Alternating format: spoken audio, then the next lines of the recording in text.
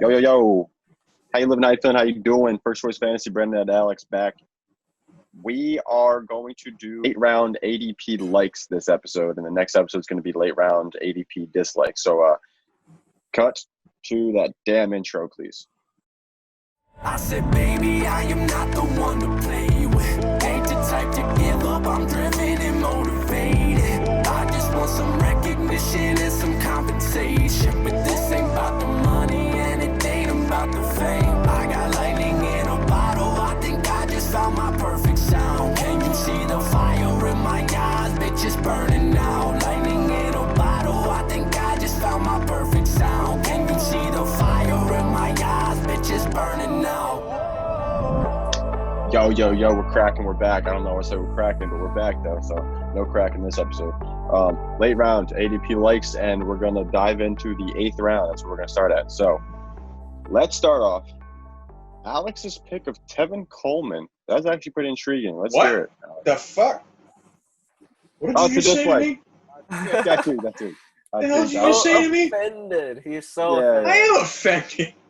Tyler Boyd, you should have known that I was going to pick Tyler Boyd here. Before. Wide receiver 35, give me a break. That is pretty harsh, yeah. I Give agree. me a break. This man has wide receiver 1 upside. I'm also a J.K. Dobbins fan, and I was hoping somebody would point him out. But I there's a was lot of thinking about solid it for redraft. running backs in this round, though. I agree. If you're picking late running backs, Philip Lindsay, I don't necessarily count him out because I've seen recent stats on him Yeah, I don't count him out either. I think he would be a solid showing snag. that he's a Pro Bowler. I mean, as an undrafted rookie, he's a Pro Bowler. So He certainly was. Philip Lindsay. I think he's not definitely my a better pick, runner than Melvin Gordon, so I would hope they'd still use him to run. Yeah. Yeah, it's confusing I with his agree. body type as well, but I mean, I think he's a pretty good talent. And this year, especially with this whole shortened offseason and whatnot and no preseason games, obviously Melvin Gordon is not an idiot and he doesn't know how to not learn. Like, that's not what I'm saying here, but I think Philip Lindsay's going to he's going to start the season off with the lion's share of carries per se, but not a large load. You know what I'm saying? Like, he's going to have the majority of the split. Yeah. But that's nobody's likes here, obviously. Me and Alex had Tyler Boyd. And I'm not going to touch on Tyler Boyd. I have besides the Tyler fact Boyd that- as well. You do? Yes. Okay, that is beautiful. I did not notice that. Do you have anything to say about that? Did we triple up in the next round as well? I think we Diontae? did. Deontay. Yeah, Yes. Wow. I love it. we'd love to see it. This is another fucking reason that you should snag like 8 running backs in the first 2 rounds. This is true. Yeah. Your receiving depth is nuts down here. You can get yourself a solid wide receiver 2 in round 9. I want to touch on Tyler Boyd, though, real quick. Just a short little sentence about the man. You said he had wide receiver 1 upside. I don't necessarily agree with that. He has high upside. I agree with that, but not top 12 wide receiver. I don't see that in his range of outcomes. Wasn't he just 10th like a couple of years ago? I'm not going to say he was. I'm not sure. Let me check. Let me just check to make sure. But if he was, let me that's get back to him. Well, while a you're pretty big checking, feat. what about the quarterbacks in this round? Would you consider going? No. Do you consider any of these? I mean, Wentz, he's on my page of if I'm sitting in the back half of the 7th, 8th round. Carson Wentz, late-ish quarterback. I mean, I consider him.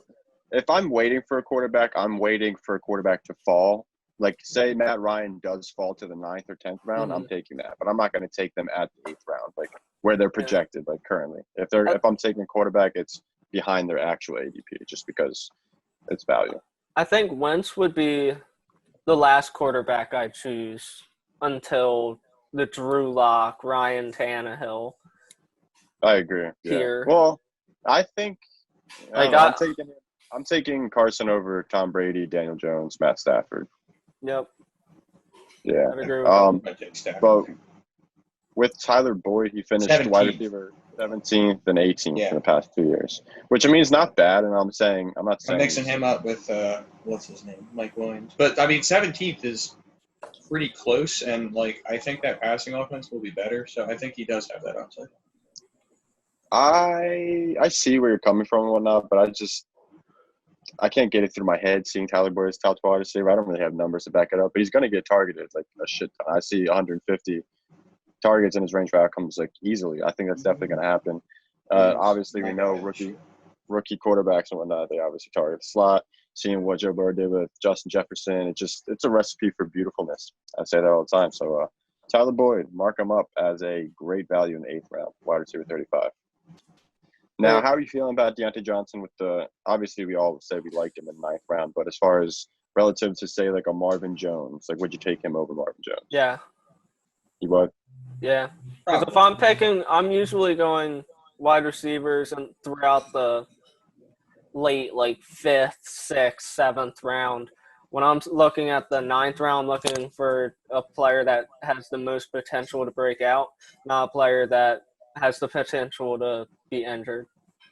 I mean, the thing, I see where you're coming from with the injury, but last year, Marvin Jones, like when he wasn't injured, obviously, I think he was putting up top 12 wide receiver points per game in fantasy, and obviously that's just insane.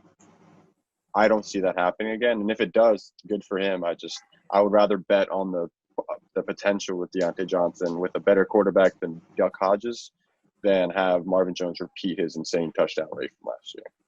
Yeah, it's kind of what I'm looking at too. Also, I feel like we haven't mentioned this much, but the injury risk I feel like should be kind of more even in this year than any year, because at any given point someone could miss a month. Yeah. This is true, yeah. I don't know, would you guys adjust your, like, say, rankings, per se, for, like, Corona? Like, I don't know if this is There's accurate. no way of being able to. Yeah, I can't, unless I know everyone's lifestyle, I can't exactly factor. Well, I think Marvin Jones is at an increased risk of contracting COVID. Well, certain players have, like respiratory problems or whatnot.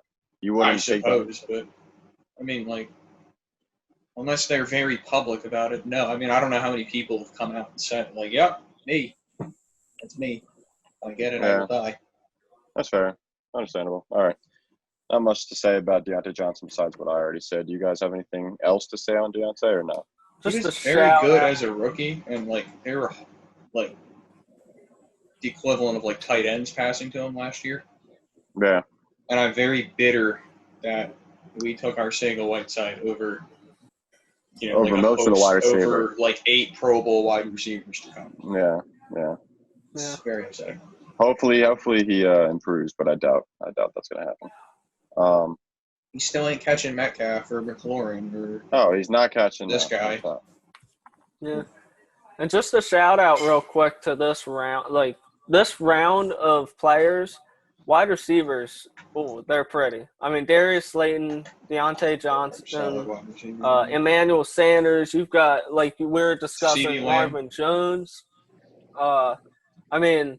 C.D. Lamb, Christian Kirk, I'm a huge fan of him this year, and he's in the last pick of this round. That's crazy. Take your damn running backs early. I'm going to say this every episode, at least 15 times an episode. Until the season starts, in my opinion, is immediately devaluated. Yeah. All right. Well, let's just hop into this 10th round real quick, I suppose. And Alex's like is Jerry Jeudy. Intriguing. Does it shift at all now with this lack of preseason or no? No. I figured not, yeah. I thought about shouting out Hayden Hurst here. However, like there's a lot of tight ends later in the draft that I feel like are also good value. So while I do love Hayden Hurst in the 10th round, I also love Jerry Jeudy in the 10th round. Understandable. I mean, I wouldn't necessarily care to take him in the 10th round. It is what it is. Like, that's a good value in my eyes. Like, it matches his value. It's not necessarily exceeding expectations or anything like that. I think he could be a wide receiver too. He's incredibly talented. I think he's the type of guy that will be fine with the lack of preseason. He doesn't need, like, mechanical work. Do you think Odell's rookie season is in his range of outcomes this year? With the situation at hand, recall Odell's exact stat line that year. Let me pull it up just for reference, I suppose. But, like, if you're asking me if he could be really good, I'm going to say yes. Well, I know whenever I'm in the middle of a draft, Jerry Jeudy is the player I'm looking at in this position. I mean, I think there's a chance he could outperform Sutton. I don't think it's a great chance, but I think it is a definite chance. I don't know about first year. I'm still taking Sutton over him for damn sure, but obviously in Dynasty it's plausible. But I mean, in his first year, he finished as the 7th wide receiver in PPR.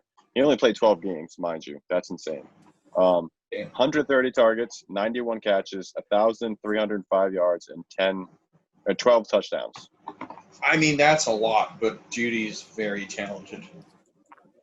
Now, with that being said, do you think – I mean, we didn't get to this round yet. Drew Lock. I don't even know when he's going. He's going 13th round. But do you think that inflates Drew Lock's value at that point just because you're going to have at least two solid playmakers in Sutton and Jeudy who you think could possibly – like they have the ceilings are made of thin air? I mean, a little bit, yeah. I mean, ultimately, it kind of just comes down to how you feel about him. But, like, adding him an elite weapon at receiver certainly helps the outlook there. It helps Sutton's outlook, too. I think it really helps everyone in the offense, unless you're definitely does. Yeah, but, yeah, okay. I get what you're saying. I just don't personally see the wide receiver. I mean, low-end wide receiver 2, I guess, is plausible. It's just hard. I think sometimes it's hard to see how good Alabama receivers are because they're, like, out at halftime. And that offense has had so many mouths to feed, and he, like I talked about this before, he's taken on, like, every role in that offense and played it perfectly. Definitely has, yeah. I think he was absolutely a top 10 talent, and I think it's a crime that he fell to 15. I agree. I'm not going to discredit his talent or anything, but as far as first-year fantasy-wise performance, it's not a bad pick, like I said, in the 10th round, but I'm not jumping out of my seat. My palms are not sweating so I can grab Jerry Jeudy in 10th round. Like, I'm just, okay, he's there. He will finish above Sterling Shepard. I think that is an understandable thing to say, as I have Sterling Shepard as my like in this round. The chemistry that him and Daniel Jones showed last year, it was just, I mean, obviously Slayton had that better chemistry, it seemed, like just film-wise, but when – I don't have the numbers offhand, sadly, but if you just go look up target share from last year, I'm pretty sure Sterling Shepard led the team. And I just think Sterling Shepard is very overlooked in the 10th round. I mean, his fantasy finishes haven't been beautiful or sterling, supposedly. And we talked about it before. I think it was a coaching change episode or something like that. I was talking about, like, every other year he plays 16 games. And this is the year he played 16 games. Look at that, because last year he played 10 games. But I think low-end wide receiver 2 is in his range of outcomes. That's his absolute ceiling, sadly. But, I mean, as the wide receiver 46, if he falls in wide receiver, like the top 25, top 30, why not? I mean, it's above 16 more receivers than he got drafted behind. If he fell to the 11th round, he would have been my like. I like him. Yeah, I mean, as the 11th pick in the 10th round, I mean, it's not a bad value. It's like, I like that. 11th pick in the 10th round. It's practically 12th round or 11th round in my eyes because it's right there on the turn. But I don't really have much else to say about Sterling Shepard. I wish I had the numbers on hand. I didn't do my research. Spank me. Austin Hooper. That's how I've been into it, Brandon. Austin Hooper. Well, Alex, you had mentioned Hayden Hurst. Oh, I would love to grab him. Well, I have a disagreement with that. I'm taking Hooper over Hurst because I am taking Hooper over Hurst. Mark it down. All right, well, I'll see you in the playoffs when you lose in the first round. Austin Hooper, I believe in the man. I think talent shows when a tight end shows up.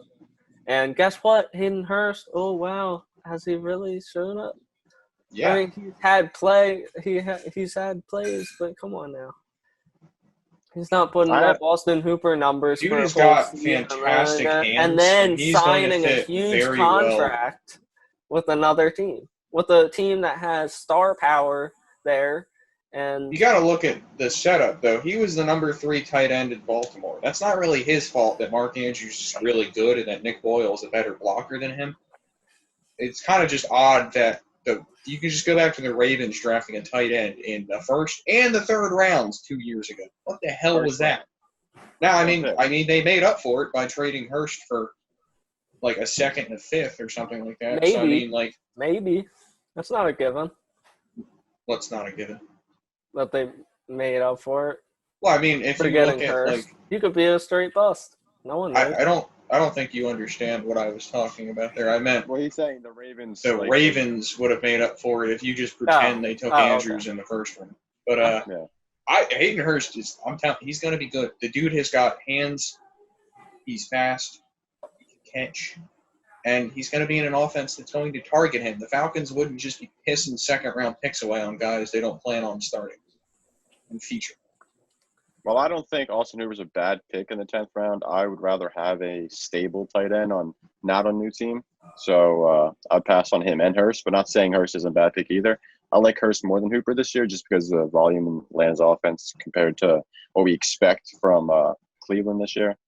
And, yeah, I'd rather pick somebody maybe like a Jonnu Smith. And obviously I just said something about volume in a passing offense, but Jonnu Smith after the catch is much better than both of these tight ends. And, yeah, I'd probably actually target one of the top 3 tight ends realistically, but that's my 2 cents on the tight end matter in this 10th round. Yeah.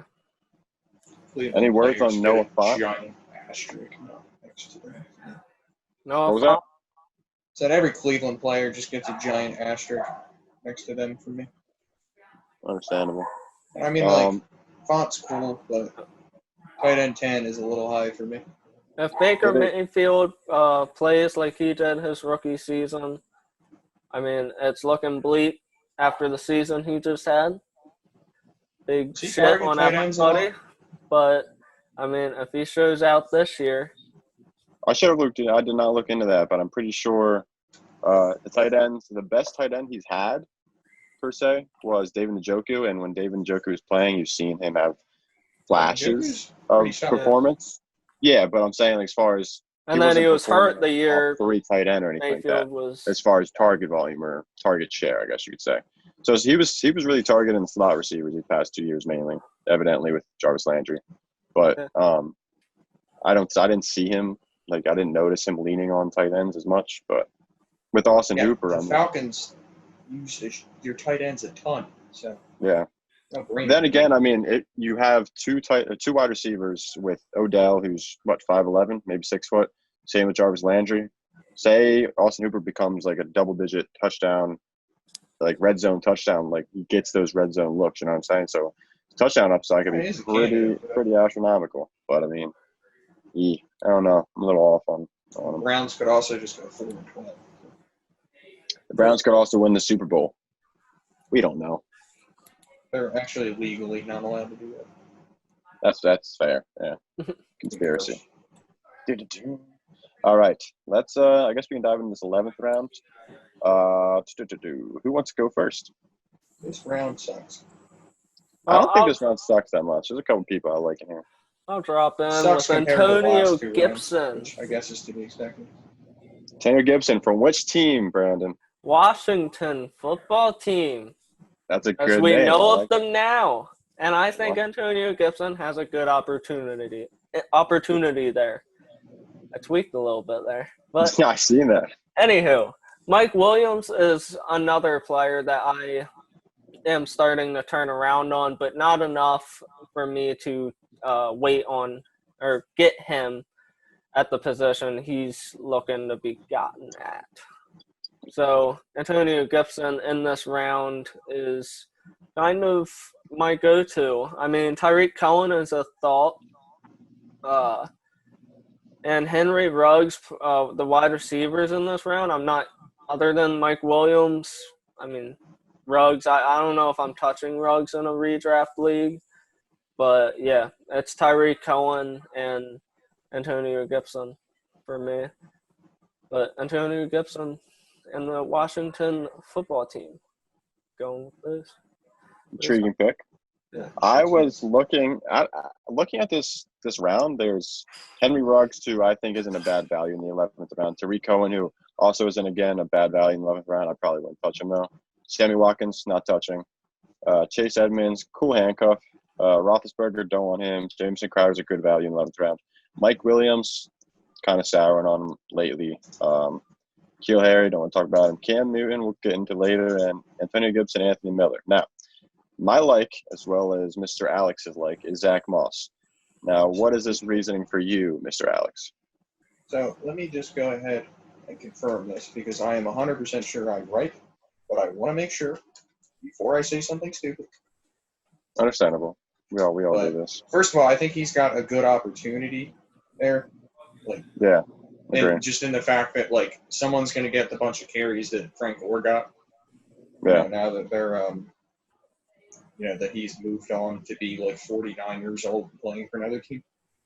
Moss actually caught more passes in college than Singletary did. I feel like we're kind of overlooking his receiving ability. The dude was a 100%. very productive running back in the NFL. It's like Singletary slips or anything or gets hurt. You could see a very good Moss, very good finish there for Moss. Let me find his. I think Zack Moss has the possibility of eventually becoming the workhorse. Obviously, it's kind of a reach because they did pick Devin Singletary in the same round last year. But Frank Gore is giving up 25 inside the 20 runs this year, 25 carries up in the air. Zack Moss can easily just soak those up real quick. Yeah. Adding the fact that he's better in the passing game, I believe personally, than Devin Singletary. Say Devin Singletary does get hurt, that possibility is right there for Zack Moss to snatch it. Obviously, he's not great athletically testing wise, but I mean, I think it's a good gamble. Sometimes there's outliers, and he could be the case of an outlier. Yeah. You've seen him produce in college, and it's just, I don't know, I think it's there for the taking for him, especially with Devin Singletary kind of being a low-volume, hyper-efficient back last year. The expectation is super high this year. If he doesn't outperform his expectations, Zack Moss could probably soak up a little bit more carries. I like Moss. I think he has the potential to be more involved in that offense. Granted, I would also like to take a moment to rip your pick. Rip it. I think that's a horrible pick in a redraft league. Okay. I think what they're hyping this guy up to be a wide receiver running back combo, which sure, down the line he might be able to. That's a hell of a lot for a rookie to handle, especially a guy who barely played at Memphis. That's scary. And you're talking about Tariq Cohen. Tariq Cohen's solid. You're probably not getting an RB1 down there. You're just looking for a contributor. I don't know if Gibson's going to be that. We talked about this. They have approximately 17 running backs this year. Give or take, yeah. I can't see Gibson getting a consistent double-digit work volume. And if they're going to try to use him as a receiver and a running back, they're just I don't think he'll be ready. That is a lot for anybody to handle in the NFL, let alone a rookie without a preseason. Gotta get there somewhere, somehow. Well, yeah, maybe in his third year. Logically, it makes sense, Alex. I agree. But when you get excited about a player, you can't really take your That's fair, but he scares the shit out of me. That's why he's kind of viewed as a sleeper pick, in my opinion. Yeah. He could be a sleeper trade target next offseason. True. Think about that in dynasty leagues. All right, moving forward.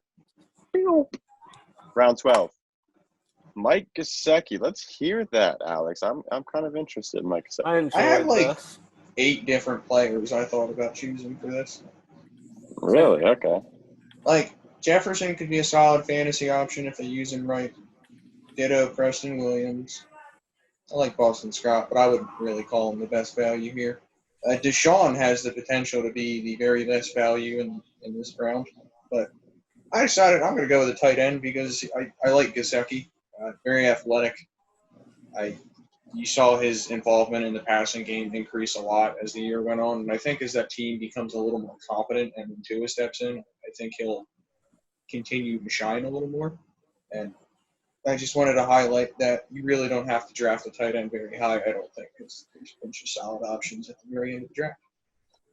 I was a fan of Gesicki going into last year. I think I picked him up on a dynasty squad or two. Ended up cutting him. And then I picked him up, and then I traded him for something. Yeah. It's not a bad pick in the 11th round or 12th round. I'm just kind of on it, honestly. I'm on pretty much everybody in that round. Yeah. I'm not. That's what you're getting. I just wanted to talk about Gesicki. I like Preston Williams, and getting a Duke Johnson as running back 52 is not bad. Yeah. And even Desean Jackson, who I have is listed as a like. I mean, wide receiver 56. We've seen what he did last year. Week 1. Let alone obviously he didn't play the rest of the season. I just don't think he hasn't played a whole season in like forever. Yeah. This is true, but think about this. Say he's healthy week 1, insert in the starting lineup, get that week 1 win, and say he gets hurt. So be it. I draft him as a wide receiver 56. Gun to my head, I'm probably taking Desean there instead of Gesicki. Yeah. I just kind of wanted to point out some of the tight end options available here. Yeah. I mean, understandable. Jackson's upside is a lot higher than Gesicki's. Now, whose upside do you think is higher between Goddard and Gesicki? I mean, Gesicki, unless Ertz gets hurt. Well, that's the thing, though. His upside is still there. Goddard's upside's there if Ertz gets hurt, which is definitely but I try not to draft players limited. based on, like, oh, I think he's going to get hurt. Realistic expectations, I guess you could say. I guess if it's somebody who, like, consistently always gets hurt, maybe that's a different story. But Zach Ertz has been pretty consistent. And, like, the guy's played through some pretty serious injuries. Like, he's generally out there. So, all right. I wouldn't really fear that. I mean, if he ever, like, moves on or something, I'd be until then, I'm taking the guy who's going to be the starting tight end. I mean, it is worth pointing out that last year, Dallas Goedert finished as the tight end 10, and Gesicki was the tight end 11. Yeah. That's definitely something to note. Brandon, Boston freaking Scott. Let's hear it. Boston Scott. I like the upside of him and that offense. As of right now, the Eagles haven't signed a veteran.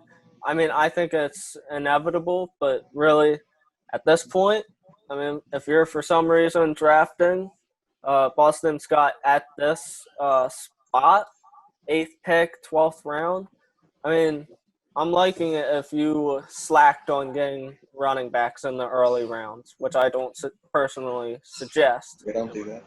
But Boston Scott, if you find yourself in that situation, he's not that bad of a fill-in. I want to point out, too, that even if they sign a veteran, I don't think that affects Scott very much. Because if they sign a veteran, that guy is going to be the designated soaking up carries guy, and that was never really Scott's game anyway. I think his upside is mostly rooted in the passing game. I would personally take Duke Johnson over Scott. I would, yeah. In those positions. I understand it. I was looking at Johnson, and I believe I had him picked, but decided to go with Scott.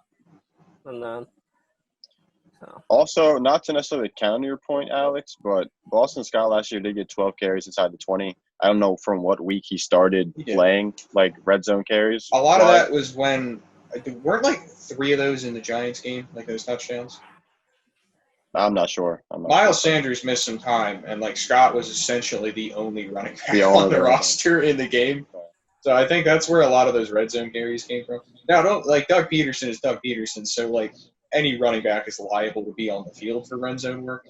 Yeah. I wouldn't be too hyped up for Scott's potential as the red zone guy. I don't know. I'm just personally frightened, say, if we do sign Devontae Freeman. I don't want think him. They're going to sign – I don't think they're going to sign anybody. I think they're going to roll with one of those undrafted free agents or something. They've already spent a few million on Peters. And I would have to imagine they don't want to spend anything else. Every fucking dollar counts right now for them. They can't afford to drop $4 million on Devontae Freeman. That would be a horrible use of resources. Yeah. Because every dollar they use now, they can't use next year.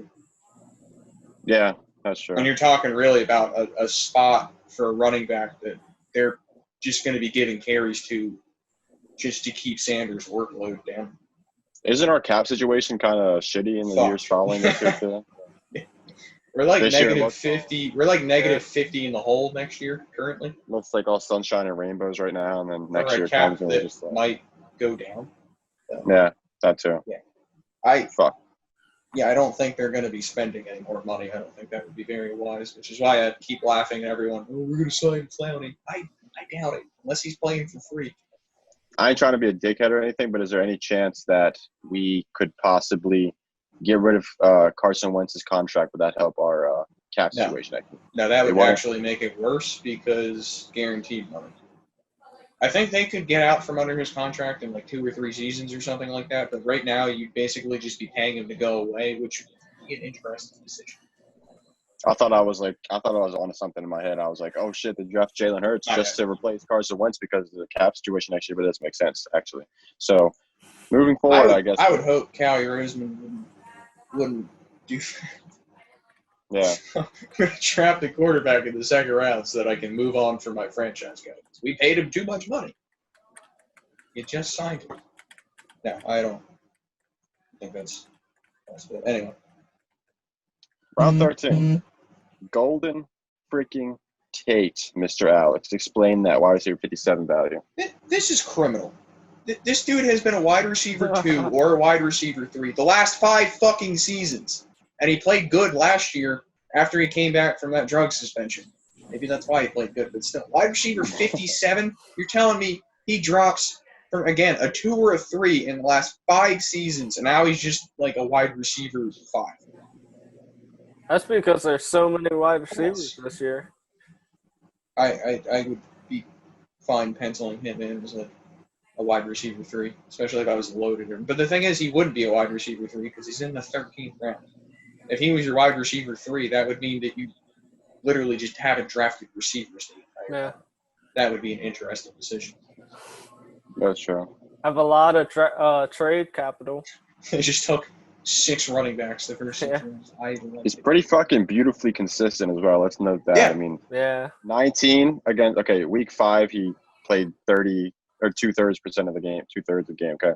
When he played full games, week 6, 19 points, 7, 11, 8, 12 points, 9, 8 points, week 10, 20 points, and then bye week, 10 points.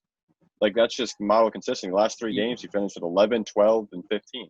That is consistent. Good still. And I would imagine he'll be the giant slot receiver. Young quarterbacks target slot receivers. And Golden Tate's just good still. So I think that is a freaking steal down here. If I haven't Sammy Watkins at 48 and Golden Tate at 57. Who the hell decided that? I'm gonna smack that person in the face. Sammy Watkins, he of the 1 game last year. Yeah. The public. You could probably smack the public in the face. All right. Alshon Jeffrey a lot of is people, over Alex. Golden Tate. Alshon Jeffrey is over. Yeah, that doesn't make any sense. Alshon Jeffrey is He's tempting not even to gonna start the year list. healthy. What's happening? That's pretty questionable. This is mind-boggling. I could just run through this entire list of receivers. And just Alshon Jeffrey, like we just said, threatening to be on the PUP list. My value for this round is Jalen Reagor because of that possibility. And also the possibility of injuries to follow with Desean Jackson. Hopefully not, but if it were to happen, Jalen Reagor is sitting there. I mean, you got J.J. Arcega-Whiteside. We all know that he is a stud, but I don't think he's requiring the amount of targets that I think Jalen Reagor should be given. I don't know if Reagor will be a target hog this rookie season. I'm a huge fan of the guy. I'm not saying target hog. I'm saying for this round, I think he's going to outproduce where he's being drafted. I agree. Value. With 100% confidence, I'm changing my – I wanted to do quarterback Tannehill for my value this round. Changed my mind, and I thought I was Jalen Reagor. So I was looking at notes for Jalen Reagor. So now I'm going to join your side and explain these things. Okay, so this person, Scott Simpson, on Twitter, at @NimBlueNumbers, is a pretty popular fantasy football person. He dove into last year and practically the players that were – booms, I guess you could say, in redraft leagues. So he was looking at redraft data, like the picks, the ADP ranges for the wide receivers. Obviously, picks wide receiver 1 through wide receiver 24 had the highest average fantasy points. That's a given. Then it dipped to with wide receiver 3s, they got 165 fantasy points. That's what they averaged. Wide receiver 4, 113. Obviously, you see this dwindling down. And then wide receiver 5, it spikes up to 152, and wide receiver 6 is 163.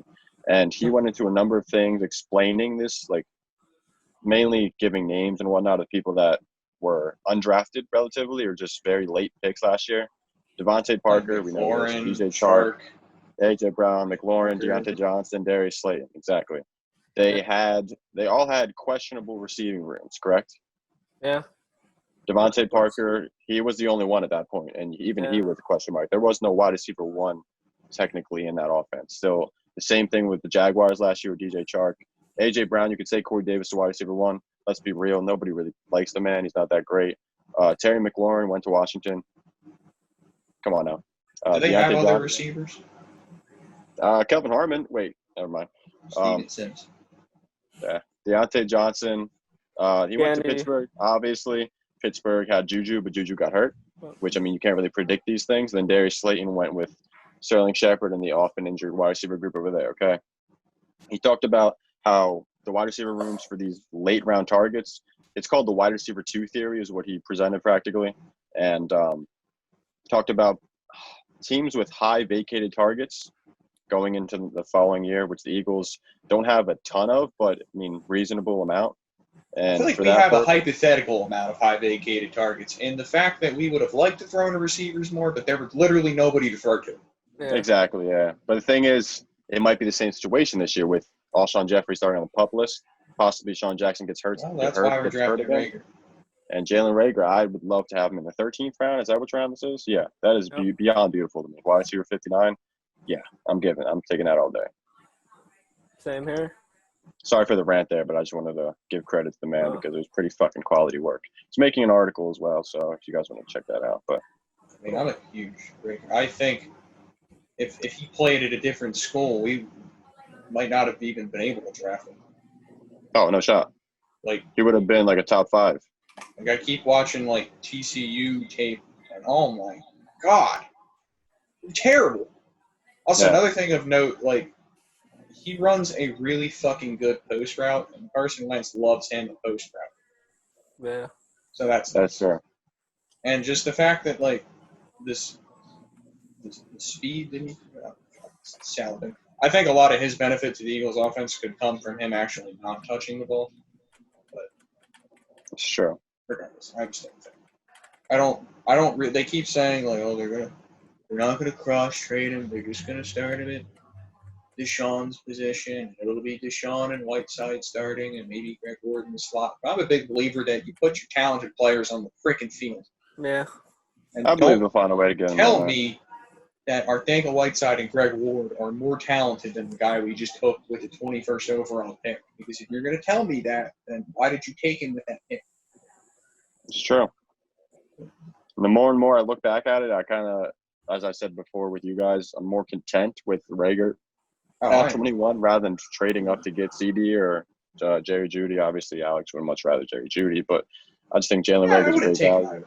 I like Reagor too. I was pleasantly surprised when they took him. I was let down at the moment. I was buying into the hype of CD. Remember, we were watching that together. I was happy. When I heard the J at first, I was like, oh, no. And then, like, it took me a minute to realize, like, I didn't do it. Got a lot of J's in our receiving rooms past 2 years. But let's move on to round 14, shall we? Another tight end for Alex. Let's hear about Eric Ebron. I just don't like players in this round. I'm happy you guys took Aiyuk and Samuel. Yeah. Because I wanted to point out that they were pretty solid values in the 14th round. I was just hoping that one of you guys would take those guys. And you did. I also think Breshad Perriman is a solid upside swing in this round. Yeah, I'm going to touch on him a little bit. What'd you say? You say you're going to touch on him? Yeah. I think he would be a worthy gamble in the 14th freaking round. But, like, again, if you haven't taken a tight end, I think Ebron could solve those issues. I think if Roethlisberger plays, I think he's a tight end one. The thing with these late round picks, you could say, obviously we've seen wide receivers' range of outcomes are far more. They're just larger than, say, a running back in this round. Like, sure, there's a chance that A.J. Dillon just becomes a workhorse in the 14th round. It's RB56. I don't like those odds. I don't like it either, but I like the odds of, say, Breshad Perriman becoming a wide receiver 2 much more than A.J. Dillon doing that. And I just think with Breshad Perriman in the 14th round, or just any wide receiver from rounds like 13, even probably like 11. I think it depends on the receiver, but. Well, yeah. But like I'm not taking Corey Davis in the 50, but I was going to be an RB too, but But like I say with Zack Moss, I like Zack Moss at pick 4 in the 11th round. I would say that Henry Ruggs has a much higher ceiling than Zack Moss this year. But I still like Zack Moss, just no explanation needed, to be honest. I should move on from that. It was a bunch of baloney. But round 14, Breshad Perriman, I want to touch on him. I was talking about the wide receiver 2 theory just earlier. Breshad Perriman goes to the Jets, okay? So I would close the tab like a fucking nimwit. I believe the Jets are up there with vacated targets. They're the 3rd in the league with most vacated targets. And obviously most of those targets, Robbie Anderson. Breshad Perriman comes in. Same exact thing. We talked about this, Brandon. He's a dynasty sleeper of yours. The Jets have the most air yards vacated from last year. 50% of their air yards are gone. That's a lot. That's 2,031 air yards. I guess that makes sense since they lost Anderson. I guess he didn't really do anything other than run down the field.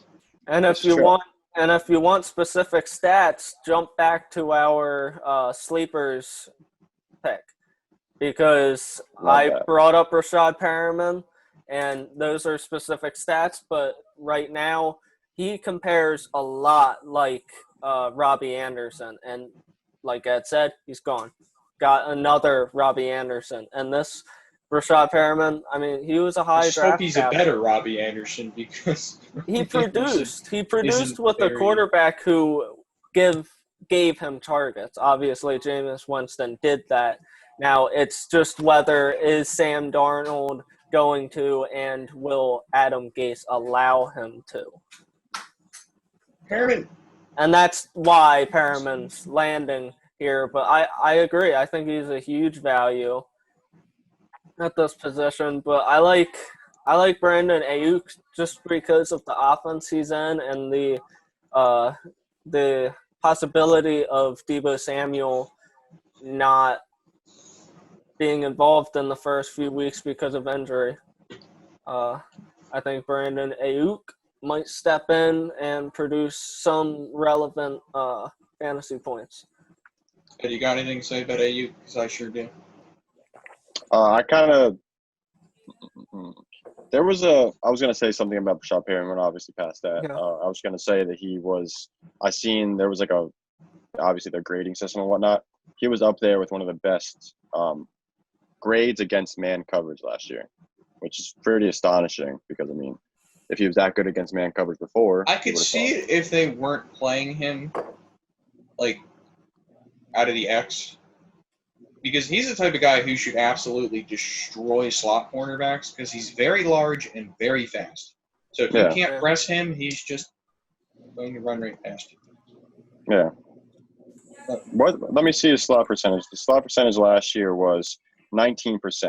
Does it show you whether he was X or Y, whatever? No. All right. Either way, that's honestly, and really that slot percentage is impressive because you think he would have to be facing press coverage in some way if he was playing on the outside. All right, resume. As far as Brandon Aiyuk, not much to say. Seen a highlight video, joystick moves, joystick route running. Somebody called him Odell Beckham. Probably a reach, but it looked beautiful. So that's all I got to say about him. All right. I want to point out that when he was in college, he was known among his peers as the best run-after-catch guy, in the league, which makes sense because he's a converted running back. I think that bodes really well for his chances in a San Francisco offense because, rookie wide receivers are raw, blah, blah, blah, and he is kind of raw. He's only really played 2 years in college. However, if any dude in the league is going to maximize the fact that he is lethal on screens and on those designed run plays, it's going to be Shanahan's. I think that gives him an added floor so that if he's struggling from a receiving standpoint, he can still get involved in the offense. I'm telling you. And, that man loves bubble screens. He loves him some screens to anybody. I guarantee you they're going to find some creative ways to get Aiyuk the ball in space. The only thing I have wrong with Aiyuk is the fact that JUCO wide receivers don't really succeed. You don't really see that often. Obviously, it's a very small sample size that actually make it to the league. But he did start as a running back, though. That's fair. That's Jalen Hurd. That's the entire – let's be real. That's the entire wide receiver room over there besides Trent Taylor. They're all just, like, transfer running backs to wide receiver. Debo running back transfer? May have been in high school. I have no clue, though. He has the ability. I think that Aiyuk might, like – that could be why he started as a running back. So he probably got into receiving late. Yeah. I trust Shanahan to get him the ball. I do trust Shanahan, but I don't trust their, I guess, scouting ability much. That's probably a little harsh. I'm not sure. But they just, I don't know. They took Aiyuk over Higgins. Obviously, it's to fit their system. But it was just questionable to me that with, and last year I think they took Debo over A.J. Brown. DK, both of those. They took Brown might have gone. Well, they went pretty close, right? Debo and him, yeah, I believe so. I think it was like back to back. They went within like a few picks of each other. Yeah, but regardless, I don't know. I mean, Debo turned out to be a solid pick. I don't think you can argue that. Solid in their system, correct? Yes, I'm not saying Debo is not a bad talent or a good talent, but relative to system, I understand the pick. But as far as talent-wise, I would still prefer A.J. Brown over Debo, and I would still prefer T. Higgins over Aiyuk. But I guess that's nonsense at this point. I don't know why I'm speaking on it. But Aiyuk in the system should succeed, obviously, with his former running back history or whatever the hell it is. And, my pick here is Curtis Samuel. Speaking of former running back history, he probably doesn't have any, but he's a good fucking runner. Joe Brady came out and said that he's going to be part of their system, or he's going to be important in their offense, which is a good thing, obviously. They signed Robbie Anderson that 2-year, $20 million contract. Questionable. Scary a little bit, I guess you could say. Yeah, just so Bridgewater can not throw him the ball. Exactly. That's the thing, too. And that makes me feel better, actually, thinking about it, because Robbie Anderson is probably going to be strictly a deep threat. Let's be real. Exactly. It helps more in Samuel because if Bridgewater's not going to throw the ball, they still have to cover Anderson. I think this is what it helps more. So, like, I understand that. I agree with that. But with Robbie Anderson, like, there's another deep threat there that helps Curtis Samuel be able to be used as a tool player. I want him to, which is just going to increase his value exponentially. I don't see why Robbie Anderson is being drafted in the 13th round with Teddy Bridgewater, who has a noodle arm, compared to wide receiver 58 for Robbie Anderson compared to wide receiver 64 for Curtis Samuel. Curtis Samuel is going to be used hybrid practically, good after the catch, much more interesting to me than Robbie Anderson. And in the 14th round, I think it's a steal. You know, I'm mildly disappointed with Bridgewater because, like, Samuel was low-key a very good deep threat last year. It just didn't matter because they didn't have a quarterback that could hit him. So, like, if they got one of those, maybe you could start to see that opening up in his game, but probably not.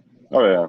I don't want him – like, I understand that from my perspective, but as far as working with what you got, Cam Newton's deep accuracy when he was a rookie or whatever the hell it was with Curtis Samuel, not the best.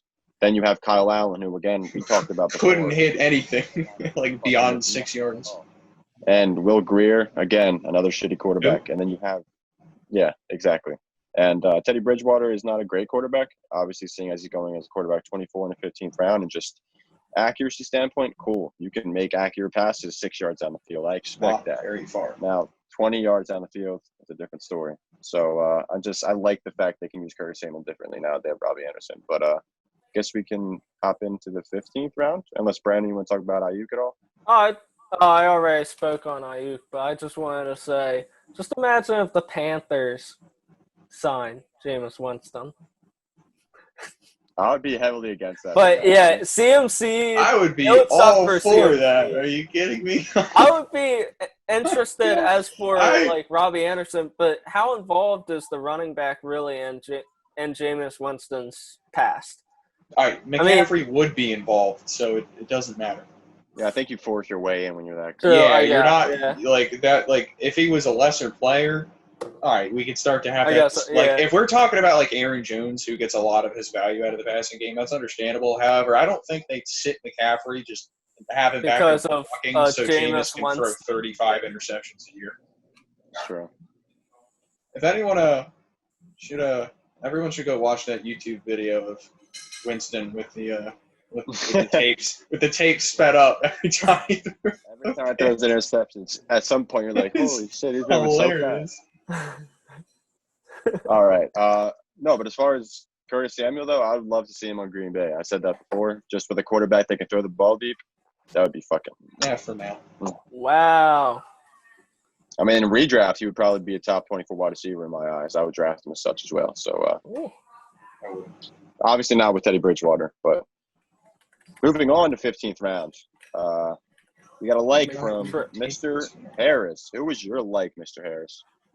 Parris Campbell. Parris, Eiffel Tower Campbell. Let's hear it. In this round of wide receivers, I think Parris Campbell has the most upside. Phillip Rivers obviously coming in. I think Parris Campbell is going to benefit from being that he plays in the slot.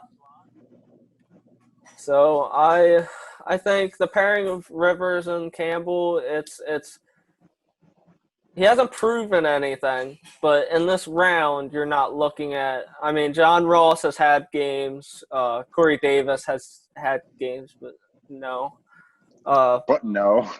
Yeah, but like, Parris Campbell compared to, like, Breshad Perriman, I think Perriman has had more recent positive regression. So, but – Parris Campbell also has a whole different quarterback coming in, and he's high draft capital. So I think he'll be given a shot, and I think in the 15th round is a solid value. Yeah, he scares me because he's essentially a rookie playing with a new quarterback without a preseason, but it is the 15th round, so fuck it. You're just throwing shit at the wall at this point. Yeah. Last pick, and this is the type of pick, if you're drafting someone in the 15th round, it's one of those players where you can go through week one, see if Parris Campbell does anything, if he's active, and then if he don't, go to the waiver wire and pick someone who has shown it.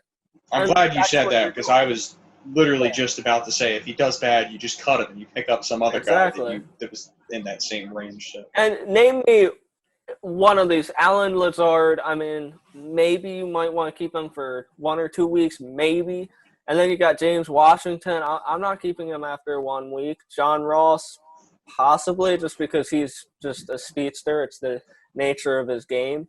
But I would still keep an eye on his usage within the offense. But John Ross is neither here nor there. And then you got Hunter Renfrow. He's a similar player, slot receiver. I mean, you want to see it week one. You don't like what you see, drop him. Get someone on the free agency you like. Facts. And somebody who might be swinging for the fences in this round is James Washington, who I'm going to swing on the fences with. I like the Anthony McFarland pick, Alex, but like I said, wide receivers have a larger range of outcomes. And obviously seeing Anthony McFarland's situation, it's definitely possible that his range of outcomes, his ceiling is probably top 20 running backs.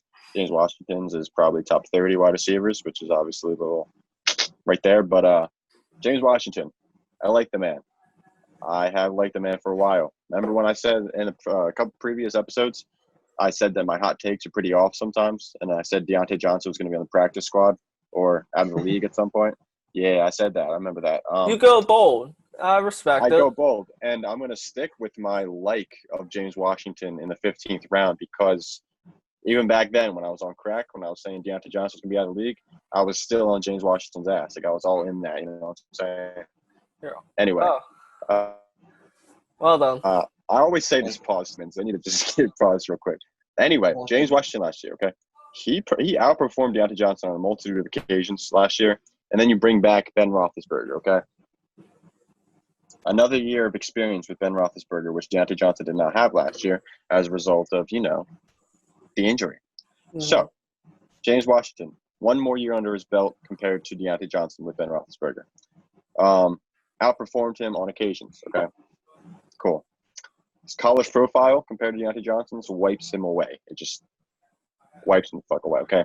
James Washington was a 2nd-round pick. Diontae Johnson was a 3rd-round pick. James Washington, like I said, college profile, yards per reception shows he's a pretty big deep route runner or deep deep specialist. I just deep. You know what I'm saying? He's deep. 94th percentile yards per reception, 20 yards per reception in college. Pretty neat. He also broke out, which is having 30% or more of your team's market share of yards, okay? 18.4. He broke out at the age of 18. Another big thing. That's beautiful. Beautiful college player. Had one bad year where obviously like Antonio Brown was still there. Exactly. It was his rookie year. Okay. You're talking about I'm talking about NFL. Okay. But his rookie year, obviously Juju was still there. Antonio Brown was still there. They both were big keys in the offense. James Washington didn't really get much play. Antonio Brown out of the picture. Big Ben gets hurt. It's a bunch of bad things that happen for him. And this year is going to be the year he puts it together, and he's going to break out, and he's going to outperform the wide receiver 69 ADP. He's going to be a top 35 wide receiver. Hot take, putting it right there. Probably not that hot. I like it, though. I remember watching him as like a sophomore and a junior in college, thinking that he might be a first-round pick. Maybe his he may be worth a first-round pick after this year. Wow. That's a bold range. Yeah, Tyreek Hill wasn't. No, he's not at all. Okay. But James White next year. I mean, if he puts up some numbers, I mean. Alex not liking this. He's looking for I'm confused at why Tyreek Hill and James White got brought up. Someone said James White. Did I say James White? Yeah, you did. Oh wow. I'm just confused. Like when we were talking about James Washington, well, where did Tyreek Hill come from? Speaking of James White, I kind of feel bad because we kind of hovered over his name earlier, but he's one of those people in the ADP or just a draft in general. You're just like, oh, there he is. There he goes. Oh, there he goes. Yeah. Well, we just had our dynasty draft, and I remember looking at him like, I should pick him. Oh, there he goes.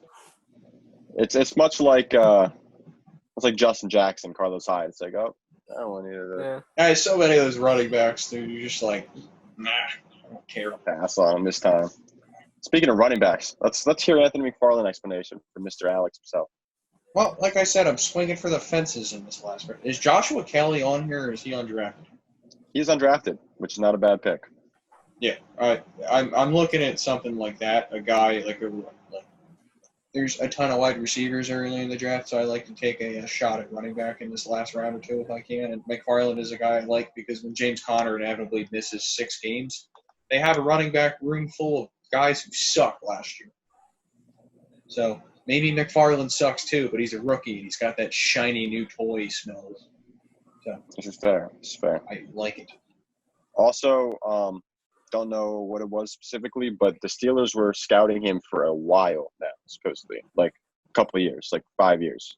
Maybe wrong on that. Wow. That's fun. But that is something of note. And the connection, obviously, with the Steelers. And there's supposed if to be a they connection. really like him, maybe they force him on the team. They saw him in preschool and they were like, stud. Anthony McFarland, he's my running back of 2020. Yeah, it's possible. That's all we got for today, huh? That's all we got. Question of the day. I've got none. Don't turn to me. Dream vacation spot. Where you going? Dream vacation spot. All right. Alex, go first. I got to think about this. I was going to say to the bathroom. Wow. I could go anywhere. Well, I don't feel like walking to the bathroom, so. Yeah. You know, I don't know because, like, traveling out of the country has never really been appealing to me. Same here. So, like, I'm tempted to just say, like, California because there's some pretty neat spots in California and, like, there's a certain substance that's totally legal there. I like that. And they've got some solid beaches and stuff. And I'm not the biggest beach person, but, like, I feel like if you go to the right part of California, it's kind of hard to be bored. Yeah. I would love to go to California just for San Francisco and Alcatraz. I would love to go to Alcatraz. Oh, that'd be nice. I just love if California's got some nice boardwalks, that would just be cool. That's it. They gotta. They would have to. I would hope. You would think so. I find it really fun to just be, like, very intoxicated, just wandering up and down the boardwalk. Just hanging out, having a good time. That is Alex's dream vacation. A little beach involved. I'm Maybe thinking, like if you had a nice hotel with a good pool that you could hang out at night. I'm looking more towards like I like partying. I thought about Florida, but as I grow up, that's become less appealing to me. Out of country is kind of not too appealing. I mean, I'd be There are some great places out of country Europe. I'd love to be. I just don't like the prospect of physically going there. I don't like people. You have to be around a hell of a lot of people to leave the country. True. Either way. I would have to go with a visit to Sicily, Italy. I was thinking about saying Venice. That's what I meant. I don't know why I said Sicily. Sounded good. Venice, Italy. Yeah, for that. Italy seems like a pretty chill spot. 100%. I'd I be would love interested that. in seeing the pyramids. That's Maybe for a intriguing. day. I'm just but then not- I, but yeah, then I I'm feel just like not it would sure just what be really yeah. hot and sandy, and then what am I going to do the second Well, day? I can deal with heat. It's what am I gonna? What else is there? I mean, you always hear pyramids. Well, you go to the pyramids for a day or two. It's not like the Grand Canyon where you can take hikes and stuff. At the pyramids, you just, I mean, do your thing. You take a few pictures. You observe. Maybe lay down. You lay down and act like you're holding it. Someone takes a picture, and then you go home, and then you're like, all right, now it's time to sit in this hotel room for That's it. a week Yeah, or two. that's fair. I was I'm thinking about sure saying, there's like, other things, but off the top of my head, I can't think of any. Chernobyl. I would love to visit Chernobyl. Obviously, it's kind of dangerous, but Kind of. that's definitely something. Well, okay. Well, we're Kind saying this is dream vacations. I mean, I don't know what type of like I mean, I hotel guess you're like staying in your at, dream, like yeah, maybe you there's a can visit 5-star hotel in Chernobyl and there's no radiation poison, and the Russian government isn't going to Dream kill you big. for going there. Dream big. but yeah, this Dream might be big, bro, far dream. in the future. If Okay? this is the case, then my dream vacation would be like a hotel on the moon. Mars. I would not. You would like that 'cause you don't like people. I would not do that, though. I'll pass on that. I wouldn't. I passed on the whole Hopefully trip there's there. None of Not it a lot of I'd be people. a part of. See, though, I don't Yeah. like. I've never been on a flight, but again, I just wouldn't really want to be on a flight because of the nature of the flight. Just imagine. However, Spaceship. space shuttle, man, Yeah. you don't get how many opportunities in life am I going to get to go on a space shuttle? Someone offers me a chance to go on the space shuttle, and you got to take it. I mean, you're probably Gotta going to take see that more likely than being able to go to Chernobyl. Yeah, I mean, I don't think either of those options is likely to happen at any time soon. I mean, But the other one is more realistic. I'm gonna take a 2-week Yes. vacation to Mars. I'm putting in my what? How long does it take to go to Mars? Like a long time. Long A time. 2-week vacation would turn into, I don't know, hypothetically a few years. I don't think it. I don't think it takes. I thought it takes It a takes- very it takes long about- time. It I takes thought about. I can tell you. I just looked it up. I'm thinking Let's hear the over. guess. I'm 4 saying years. like 40. 40 years? 40 years? I don't know. That is that's a lot stretch. of time. Okay. About 6 to 8 months. Oh. Which is a which I mean, setting aside the insane guess of 40 years, 6 to 8 months. That's still. Keep in that's mind, that's still not a lot. round trip. That's just getting there. That's a hell of a lot of time for a That would be a 2-week lot of fun. vacation. You're gonna have to tell your boss, "Yeah, I'm taking off the next year and a half for a 2-week vacation." At least you don't gotta get back in quarantine. 40 years though, you'd be taking off your whole life. Yeah, Sure. I know. Go on Hey, Mars for 2 weeks. you get hired on a job and be like, "Hey, yeah, I'm taking the rest of my life off." You know, we're It basically would take retired. 6 years to get to Jupiter. Damn, bro. I didn't even realize we still have another video to record. Golly. It would take 9.5 years to get to Pluto. So I don't know where the hell you're going. That's taking 40 years. Milky Listen, Way. I'm gonna fucking Leave the galaxy, baby. This is dream vacation. Let's go.